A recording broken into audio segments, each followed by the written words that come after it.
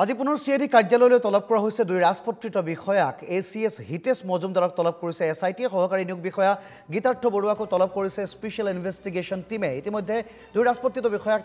নিলম্বন কৰা হৈছে আৰু এপিএছচিৰ মূল পৰীক্ষাত উত্তীৰ্ণ হোৱা নাছিল হিতেশ মজুমদাৰ নম্বৰ বৃদ্ধিৰে পৰীক্ষাত উত্তীৰ্ণ হৈছিল এচিএছ হিতেশ মজুমদাৰ এনেধৰণে ইজনৰ পিছত সিজন ৰাজপত্ৰিত বিষয়াক এতিয়া তলব কৰা পৰিলক্ষিত হৈছে এছআইটি আৰু মুখ্যমন্ত্ৰীয়ে তৎপৰতাৰ প্ৰদৰ্শন কৰাৰ পিছতে স্পেশাল ইনভেষ্টিগেশ্যন টিমে ইজনৰ পিছত সিজন ৰাজপত্ৰিত বিষয়াক তলব কৰি সোধাপোছা অব্যাহত ৰাখিছে ইতিমধ্যে নিলম্বিত হৈছে বক্ৰপথৰে চাকৰি লোৱা বহুকেইজন ৰাজপত্ৰিত বিষয়া আজি পুনৰ দেখিবলৈ পোৱা গৈছে সিআইডি কাৰ্যালয়ত হাজিৰ হ'বলৈ তলব কৰা হৈছে ৰাজপত্ৰিত বিষয়াক দুজনকৈ ৰাজপত্ৰিত বিষয়াক তেওঁলোকৰ আলোকচিত্ৰ আমি ইতিমধ্যে টিভি স্ক্ৰীনত দেখুৱাইছোঁ আৰু এচিএছ হিতেশ মজুমদাৰক তলব কৰা হৈছে সমান্তৰালভাৱে সহকাৰী নিয়োগ বিষয়া গীতাৰ্থ বৰুৱাকো তলব কৰিছে এছআইটিয়ে ইতিমধ্যে দুই ৰাজপত্ৰিত বিষয়াক নিলম্বন কৰা হৈছে এজন দুজন নহয় বহুকেইগৰাকী ৰাজপত্ৰিত বিষয়াক এতিয়ালৈকে নিলম্বন কৰা হৈছে আৰু এইসকল ৰাজপত্ৰিত বিষয়া 2013 চনত সংগঠিত যি এপিএছচিৰ বিয়াগম কেলেংকাৰী ৰাকেশ পালৰ নেতৃত্বত হোৱা সেই কেলেংকাৰীত এইসকল লোকে এনেধৰণে বক্ৰপথেৰে চাকৰি লৈছিল যাৰ বাবে যিসকল নিবনুৱা লোক আছে যি বিভিন্ন সময়ত এনেধৰণৰ এচিএছ বা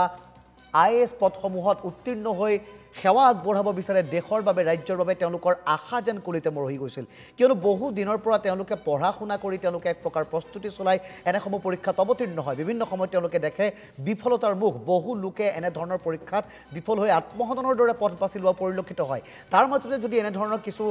কেলেংকাৰী সংঘটিত হয় ৰাকেশ পালৰ দৰে একাংশ নেতা কাৰ আশীৰ্বাদ পুষ্ট হৈ সকল নেতাই এনেধৰণৰ কেলেংকাৰী সংঘটিত কৰে আৰু জামিনত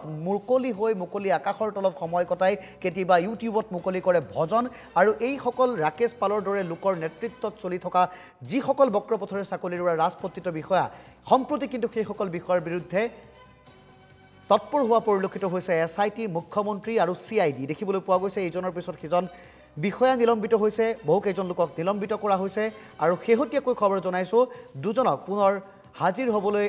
নিৰ্দেশ দিয়া হৈছে এছআইটিত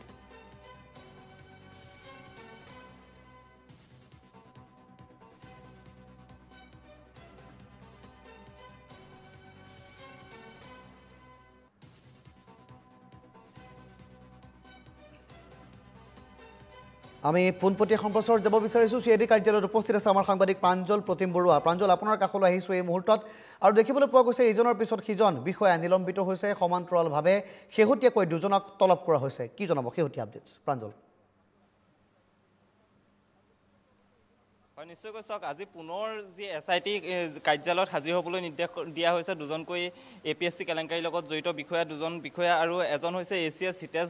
হিতেশ মজুমদাৰ আৰু আনজন হৈছে নিয়োগ বিষয়া গীতাৰ্থ বৰুৱা আৰু দুয়োজনকে আজি হাজিৰ হ'বলৈ নিৰ্দেশ দিছিল এছআইটিয়ে আৰু ইতিমধ্যে হিতেশ মজুমদাৰ আহি উপস্থিত হৈছে সিআইডি কাৰ্যালয়ত আৰু তেওঁক ইতিমধ্যে জেৰা চলোৱা হ'ব আৰু তাৰপিছতে গীতাৰ্থ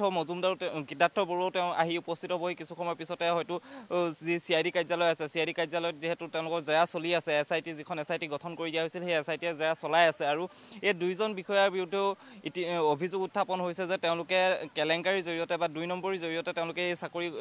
লৈছিল ৰাকেশ পালৰ দিনত এই চাকৰি তেওঁলোকে লৈছিল আৰু যিজন হিতেশ মজুমদাৰ তেওঁ আচলতে এপিএছচিৰ যি মূল পৰীক্ষা 2013 চনত তেওঁ এপিএছচি মূল পৰীক্ষাত অৱতীৰ্ণ হৈছিল আৰু সেই পৰীক্ষাত কিন্তু তেওঁ উত্তীৰ্ণ হোৱা নাছিল তেওঁ যিসমূহ নম্বৰ আছিল নম্বৰসমূহ এনেধৰণৰ আছিল সাধাৰণ জ্ঞানত তেওঁ লাভ কৰিছিল 115 নম্বৰ আৰু সেই নম্বৰ তেওঁ বৃদ্ধি হৈছিলগৈ 205 নম্বৰলৈ আৰু ইংৰাজীত তেওঁ মাত্ৰ 59 নম্বৰ লাভ কৰিছিল কিন্তু সেই নম্বৰ বৃদ্ধি কৰি তেওঁ কৰি লৈছিল 160 এই একেদৰে সমাজতত্বৰ প্ৰথম পেপাৰখনত তেওঁ 86 নম্বৰ লাভ কৰাৰ বিপৰীতে 117লৈ বৃদ্ধি কৰা হৈছিল সমাজতত্বৰ দ্বিতীয়খন পেপাৰত তেওঁ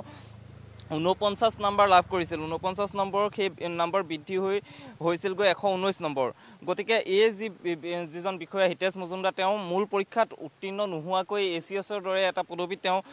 লাভ কৰিছিল ৰাকেশ পালৰ যি এই দুৰ্নীতিৰ লগত জড়িত যি আচলতে কেলেংকাৰীৰ জৰিয়তে তেওঁ এই চাকৰি লাভ কৰিছিল আৰু ইতিমধ্যে তেওঁক নিলম্বন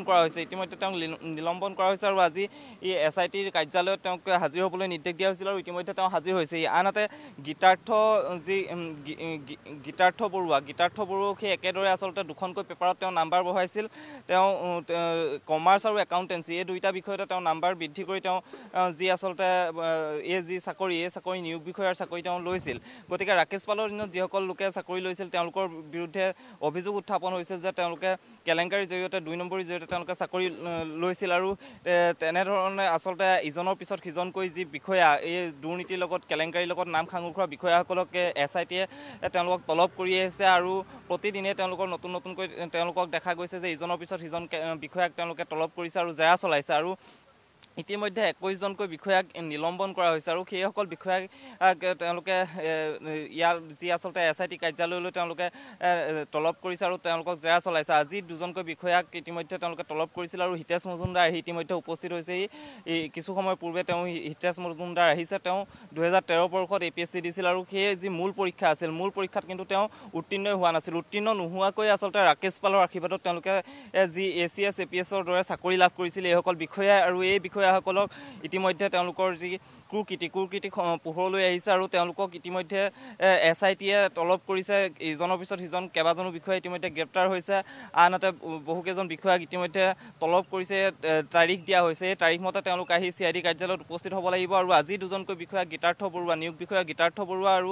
ACS হিতেশ মজুমদাৰ এই দুইজন বিষয়াক আজি এই হাজিৰ হোৱাৰ নিৰ্দেশ দিছিল আৰু ইতিমধ্যে হিতেশ মজুমদাৰ আহি ইয়াত উপস্থিত হৈছে আৰু কিছু সময় পিছতে তেওঁক হয়তো জেৰা চলোৱা হ'ব জেৰা অন্তৰত আচলতে তেওঁক কি কৰা হয় বা গ্ৰেপ্তাৰ কৰাৰ সম্ভাৱনা আছে গতিকে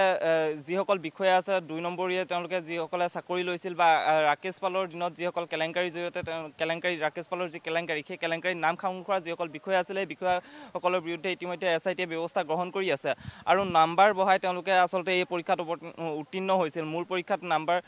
4টা 5টাকৈ বিষয়ত নাম্বাৰ ইতিমধ্যে বঢ়াইছে আনহাতে গীতাৰ্থ বৰুৱাৰ যিগৰাকী নিয়োগ বিষয়া তেওঁ 2টাকৈ বিষয়ত নাম্বাৰ বৃদ্ধি কৰাৰ তেওঁলোকে প্ৰমাণ পাইছে আৰু এই প্ৰমাণসমূহৰ ভিত্তিতে তেওঁলোকক জেৰা চলোৱা হ'ব আৰু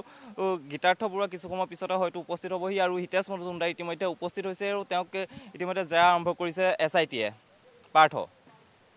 ধন্যবাদ জ্ঞাপন কৰিছোঁ এই মুহূৰ্তত প্ৰাঞ্জল আপোনাক আৰু এনেধৰণে দেখিবলৈ পোৱা গৈছে সকলো তথ্য ইতিমধ্যে জনাইছে প্ৰাঞ্জলে আৰু এই দুই বিষয়া SITত হাজিৰ হোৱাৰ পিছত তেওঁলোকক সোধপোছ কৰি কি ব্যৱস্থা লয় সেয়া হ'ব লক্ষণীয়